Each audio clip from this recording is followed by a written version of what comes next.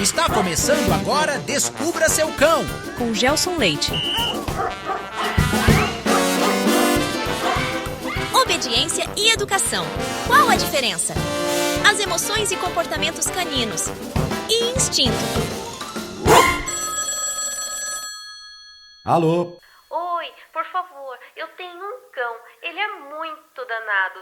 Sabe 220 volts? Então, nas redes sociais me aconselharam a fazer aulas de obediência com ele. Eu fiz, mas não funcionou como eu esperava.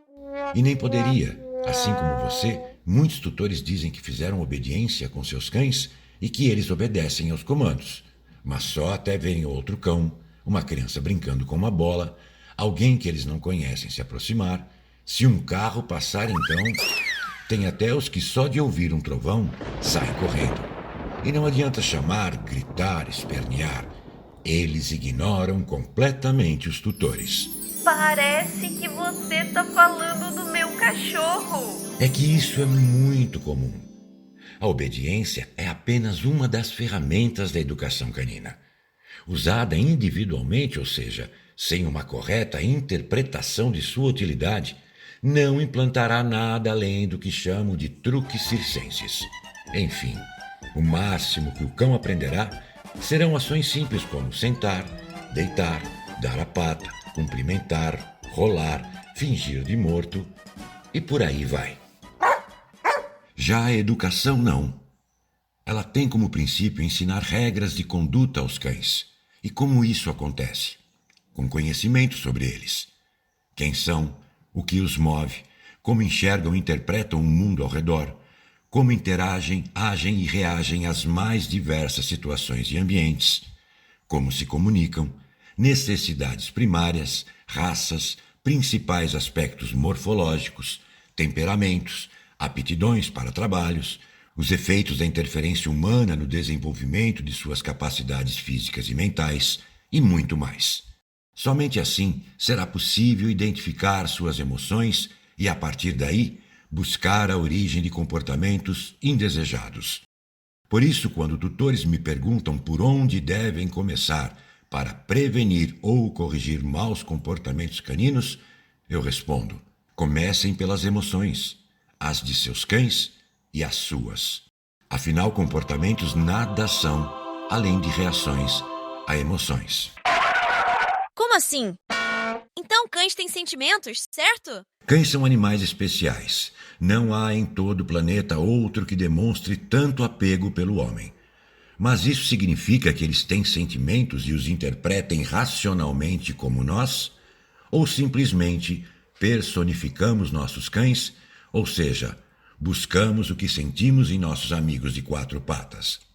Na verdade, até o momento, a ciência tem demonstrado que os cães são capazes de experimentar emoções básicas, como o amor, raiva, medo, nojo, tristeza, surpresa, ansiedade, frustração e alegria, e de modo bastante semelhante como nós as experimentamos, e que são essenciais para a sua sobrevivência e convívio saudável com humanos. Portanto, o trabalho de prevenção ou correção dos desvios comportamentais caninos sempre exigirá uma correta avaliação das situações ou experiências vividas pelos cães, assim como dos ambientes onde eles estão inseridos e de nossas atitudes em relação a eles.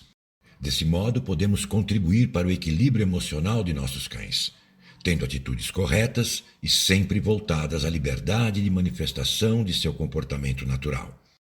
Eis aí o grande segredo de como alcançar a cumplicidade que deve existir entre tutores e seus cães para uma educação eficiente. Mas não podemos confundir emoções com sentimentos. As emoções são percebidas e expressas como respostas hormonais e neuroquímicas, promovendo reações específicas interpretadas pelos sentidos. Sentimentos, entretanto, envolve uma avaliação consciente da emoção vivida e cada ser tem sua maneira de experimentá-la e interpretá-la. A questão é que pensamos nos porquês dos nossos sentimentos. Mas e os cães? Será que eles pensam nas razões de suas emoções? Durante a consulta veterinária, o tutor descobre que seu cão, infelizmente, está com uma doença terminal e o melhor caminho será a eutanásia para que ele não sofra mais. Como o tutor reagirá a essa notícia? Quem já enfrentou esse momento sabe. Mas e o cão? Será que ele reagirá da mesma forma que o tutor? Eu tenho 10 cães, dos quais 7 foram resgatados das ruas. Um deles, a Alice, que recebeu esse nome de meus filhos, pois a partir de seu resgate, ocorrido há 14 anos, ela viveria no País das Maravilhas, infelizmente foi acometida por um tipo de câncer extremamente agressivo, o que rapidamente a tornou incapaz de até mesmo caminhar, se alimentar e fazer suas necessidades fisiológicas.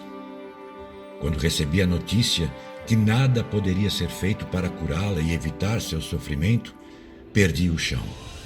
E desde então, fui tomado por um inquietante pensamento de que a perderia em breve e para sempre. Ela, entretanto, deixou a clínica veterinária abanando a cauda. Pois é, cães vivem intensamente cada dia sem pensar nos porquês da vida, o que nos leva a concluir que manifestam emoções, mas não as avaliam conscientemente. Eles não são capazes de racionalizar suas emoções, de chegar a alguma conclusão da realidade a partir de suas reações emocionais. Tentar educar um cão sem considerar suas emoções é um erro e poderá até mesmo resultar em maus tratos.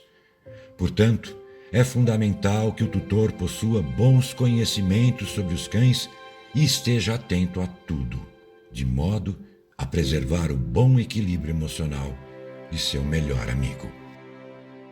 Educação e obediência não são a mesma coisa. Eu diria até que tornar um cão obediente é o mesmo que dirigir um automóvel, enquanto educá-lo equivale a pilotar um Airbus A380. E falando sobre a importância de o tutor saber quem são os cães, eu gostaria de contar uma história. Certa vez, a principal máquina de uma grande indústria parou de funcionar. Muitos técnicos tentaram consertá-la, mas sem sucesso. Alguns dias depois, um novo técnico foi chamado. Ao chegar, imediatamente enfiou um dos braços no interior da máquina e de lá tirou um pequeno parafuso e o substituiu. Em seguida, pediu para ligarem o equipamento, que voltou a funcionar com um desempenho ainda melhor. Feliz com o conserto da máquina, o dono da indústria perguntou quanto pagaria. E o técnico respondeu R$5.000 e explicou: R$1 pelo parafuso e R$4.999 pela mão de obra. Considerando o valor da mão de obra abusivo, o dono da empresa questionou irritado: R$4.999 pela mão de obra? E o técnico respondeu: Claro, trocar o parafuso foi fácil. Difícil foi estudar durante anos para saber que esse tipo de máquina pode parar por causa de um simples parafuso. Moral da história: como pode alguém pensar em educar um cão sem qualquer conhecimento sobre a espécie? Cães deveriam vir com um manual de instruções. Mas não vem. Por isso, muitos tutores acreditam que podem educar seus cães de acordo com os princípios da educação humana. Não percebem que eles pertencem a uma outra espécie e que os nossos padrões comportamentais são absolutamente estranhos para eles. Você conhece ou ouviu falar de um humano que, ao ser deixado sozinho, urinou pela casa toda, começou a gritar e destruiu o controle remoto da TV a mordidas? Na verdade, o que acontece é que os tutores enxergam seus cães como crianças humanas. Não os veem como são, mas sim como acham que são, ou como gostariam que eles fossem. O que parece bastante natural, pois com a domesticação, esses inigualáveis companheiros passaram pelo fenômeno denominado pedomorfose ou juvenilização, adquirindo características juvenis mesmo quando adultos.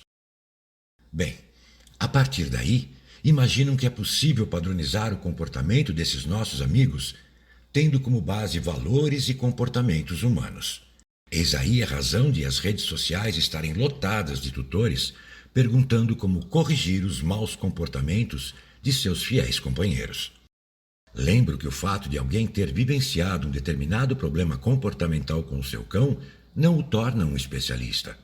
Assim como é pouco provável que um profissional sério de educação e reabilitação comportamental canina distribua gratuitamente pela internet conselhos a tutores sem antes, como já mencionei, observar, analisar e compreender a origem de um ou mais comportamentos indesejados. Além disso, cada caso é um caso. Um cão poderá manifestar um determinado comportamento por diferentes estímulos, o que exigirá uma correta avaliação e, sempre que possível, até mesmo a intervenção de um profissional capacitado para avaliá-lo e reabilitá-lo. Cães possuem um mesmo ancestral, o lobo, e trazem em sua essência a necessidade de manifestação de seus instintos, o que deve ser entendido como a força que os move. Ir à contramão dessa essência é tentar impedir que respondam à sua herança genética.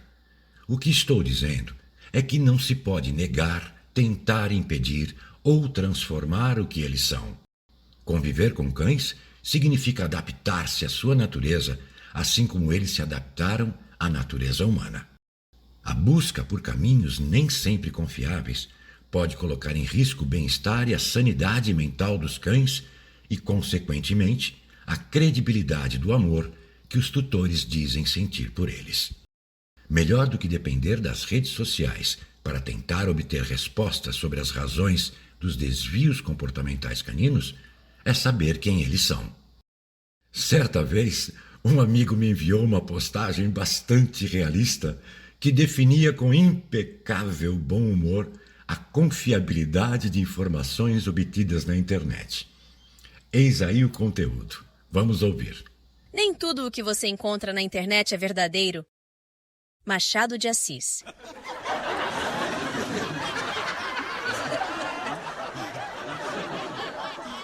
Cães não são e nem devem ser tratados como cobaias. Sem um correto diagnóstico, não há chances de cura, e hipóteses podem facilmente levar ao erro. E o pior é que essa corrida frenética de tutores nas redes sociais em busca de soluções para os mais diversos problemas de seus cães não se limita somente à questão comportamental. Infelizmente, também ocorre em relação à saúde física do melhor amigo do homem, o que é lamentável. Bem, vamos falar sobre isso já, logo após o bloco Curiosidades, que começa agora.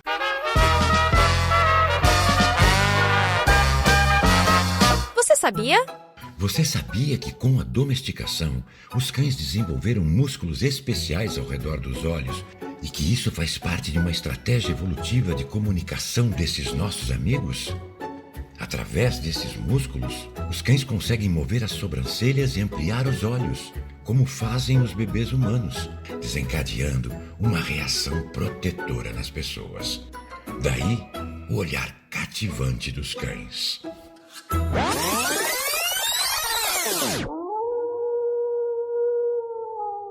Assim como qualquer ser vivo, os cães também estão sujeitos a ter problemas de saúde, desenvolvendo doenças específicas da espécie e que podem ter origem de uma disfunção do organismo, ser causadas por agentes externos ou fatores ambientais, além de acidentes cotidianos, ferimentos, envenenamentos, envelhecimento e, é claro, por desequilíbrio emocional.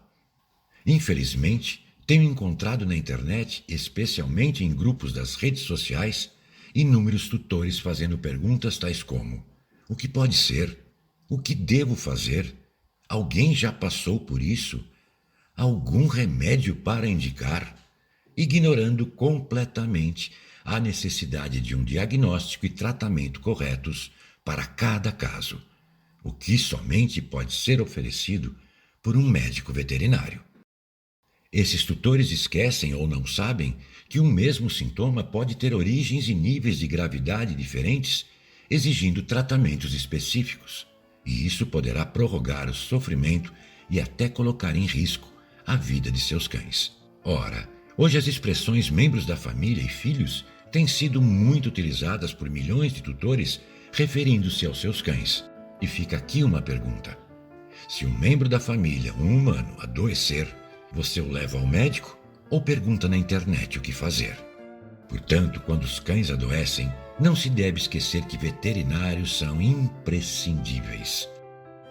Mas antes que alguém pense ou diga, esse cara deve ser veterinário, já adianto que não sou. Admito que ainda muito jovem até acreditei que poderia ser um médico veterinário e que me empenhei muito para alcançar esse objetivo.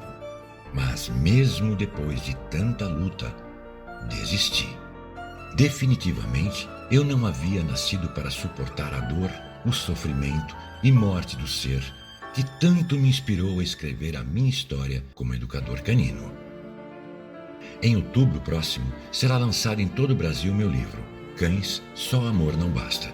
E lá na introdução, conto como os cães surgiram em minha vida e os caminhos que trilhei, atendendo ao chamado do que entendi como uma vocação. Tudo para saber quem eles são. E foi descobrindo os cães que eu me descobri. Alô? Oi, eu de novo. Por que devemos levar em conta as emoções humanas para prevenir ou corrigir comportamentos caninos? Foi isso que você disse, né? Sim, e digo por quê. Porque elas interferem no estado emocional dos cães. Sério? Verdade. Mas para entender como isso acontece, primeiro precisamos entender o que são as emoções humanas. A emoção é uma alteração intensa e passageira do ânimo, podendo ser agradável ou não. É uma resposta do nosso organismo a um estímulo externo. E dependendo de sua intensidade, poderá apresentar correlações biológicas, ou seja, reações físicas tais como palidez, rubor, tremor, transpiração excessiva, choro, riso, desmaio ou até mesmo um AVC ou parada cardíaca, dependendo da emoção e de cada pessoa. Em suma, as emoções nada mais são que manifestações químicas que nos ajudam a enfrentar determinadas situações. Certamente você já ouviu falar que a capacidade olfativa dos cães é muitas vezes maior que a dos seres humanos, não é verdade? É que a membrana olfativa canina mede 130 centímetros cúbicos e possui entre 100 a 200 milhões de células receptoras, enquanto que no homem ela possui apenas 3 centímetros cúbicos e apenas 5 milhões de células receptoras. Por causa disso, o cão é capaz de memorizar até 100 mil cheiros. Interessante, não é?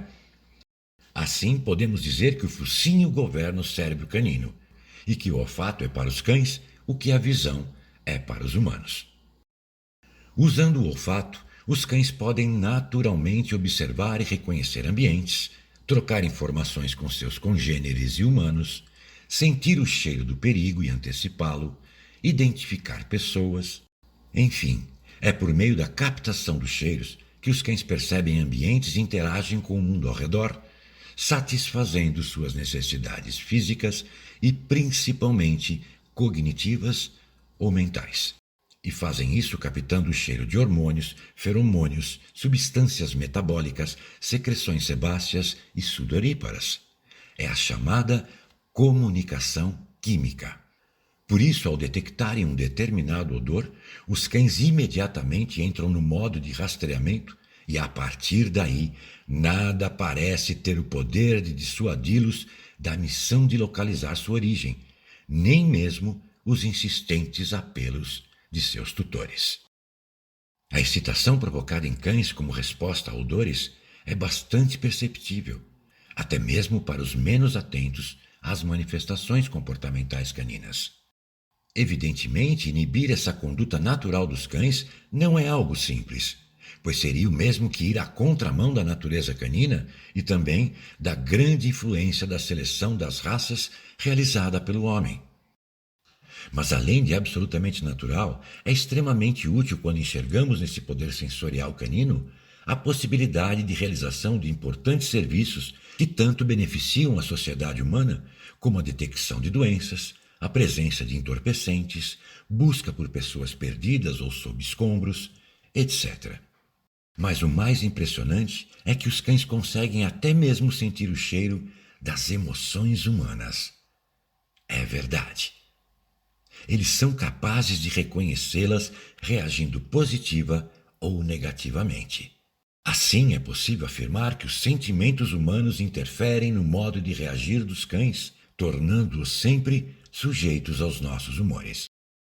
Essa capacidade, somada a vários anos de domesticação, contribuiu para que a voz e gestos comuns à irritação ou satisfação humanas se tornassem uma desnecessária confirmação do que o cão captou por meio de seu impressionante olfato.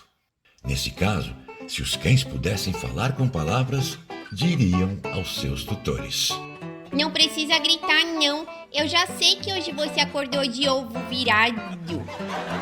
Ai, ai, ai.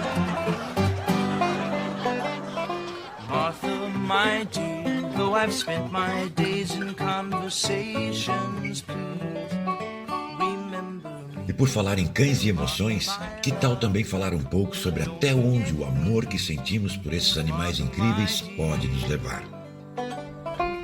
Essa canção que estamos ouvindo está no álbum The Beatles, também conhecido apenas como Álbum Branco, e foi composta em 1968 por Paul McCartney para expressar seu imenso amor por Martha, uma linda cadela da raça Old English Sheepdog. Take a good look around you. Take a good look around to see that you and me were meant to be with each other. Silly girl. Na composição, como acabamos de ouvir, há versos como: Martha, minha querida, dê uma boa olhada ao seu redor e veja que fomos feitos um para o outro. Lindo, não é?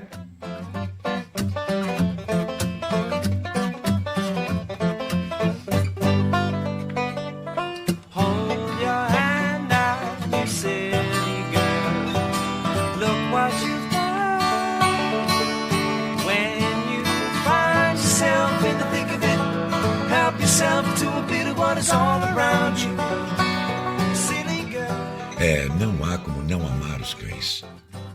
Por isso mesmo, é preciso estar atento para que nada interfira na boa conexão que devemos ter com os nossos melhores amigos. Be good to me, Martha, my love, Tá, e aí você pergunta: e como alcançamos esse objetivo? my dear. Sabendo quem são os cães.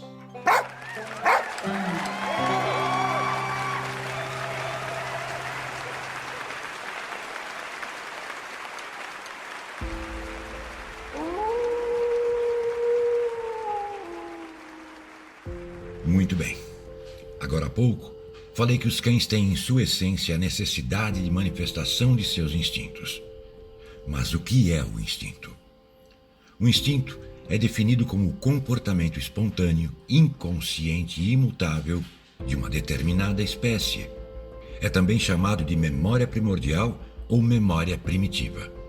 Esse comportamento natural ocorre por meio de automatismos hereditários, ou seja, por meio de ações inatas ligadas à sobrevivência e sem aprendizado prévio. Em outras palavras, os cães já nascem com comportamentos próprios da espécie. E quais são esses instintos? Instinto predatório. Caracterizado pela busca de alimentos. Instinto de territorialidade.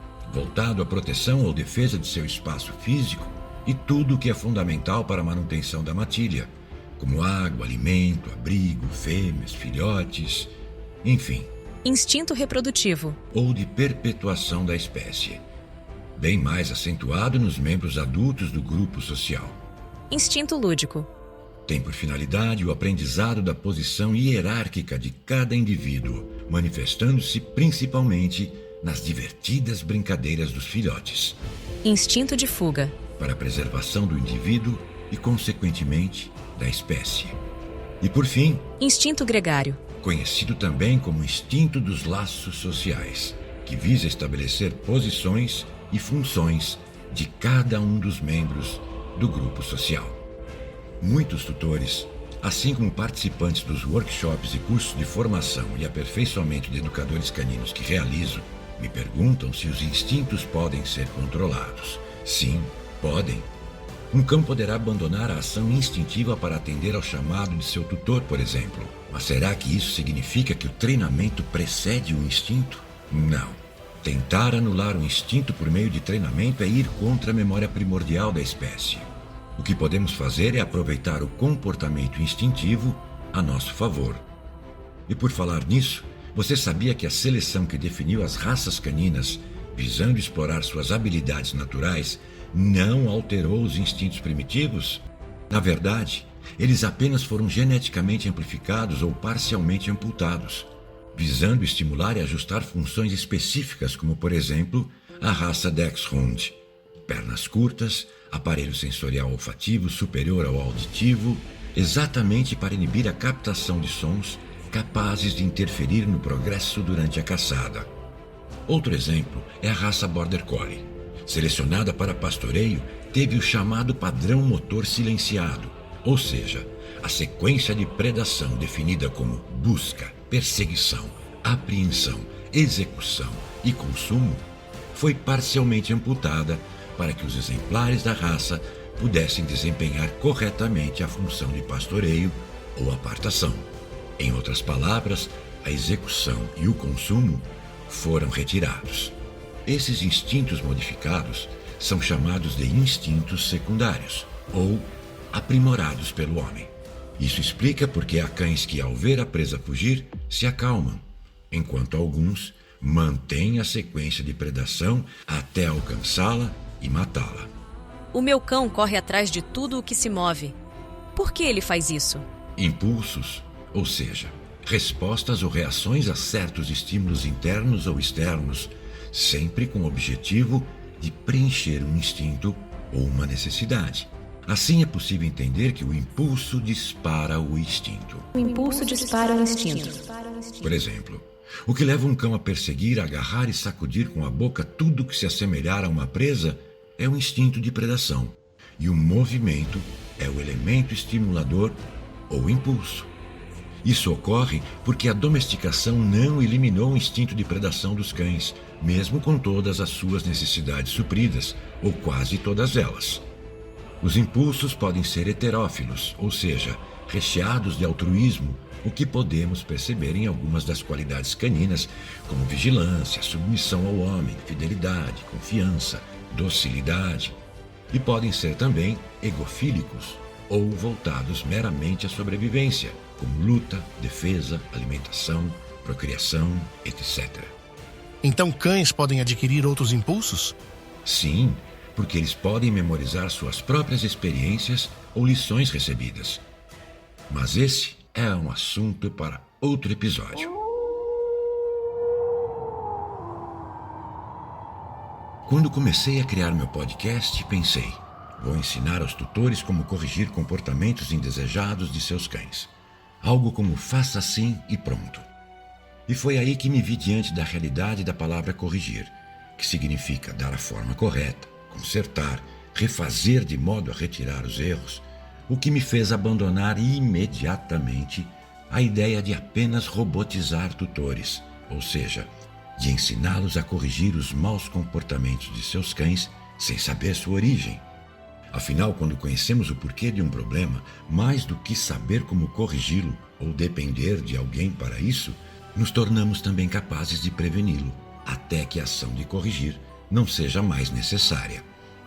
Com base nisso, espero sinceramente que, contribuindo para que mais e mais tutores descubram seus cães, a relação entre o homem e o cão, um dia, transforme o nosso país em uma referência.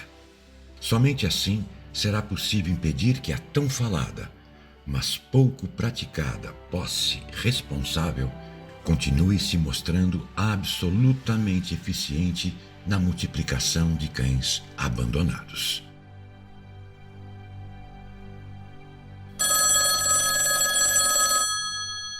Alô? Sabe aquela do cachorro que...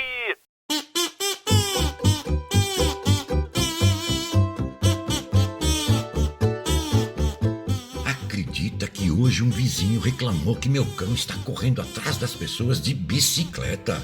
Imagina! Porque eu daria uma bicicleta para ele.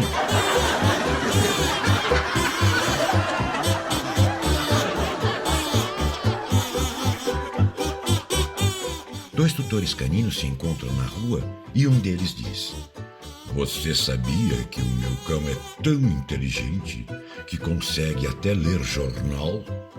E o outro responde: Sabia. O meu já tinha me contado.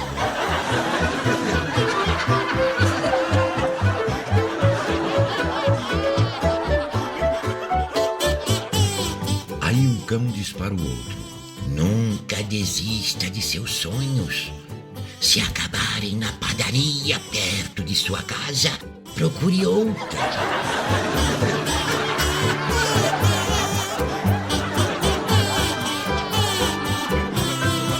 "Ah, que pena! Acabou o episódio." Mas tudo bem. Sexta-feira que vem tem mais.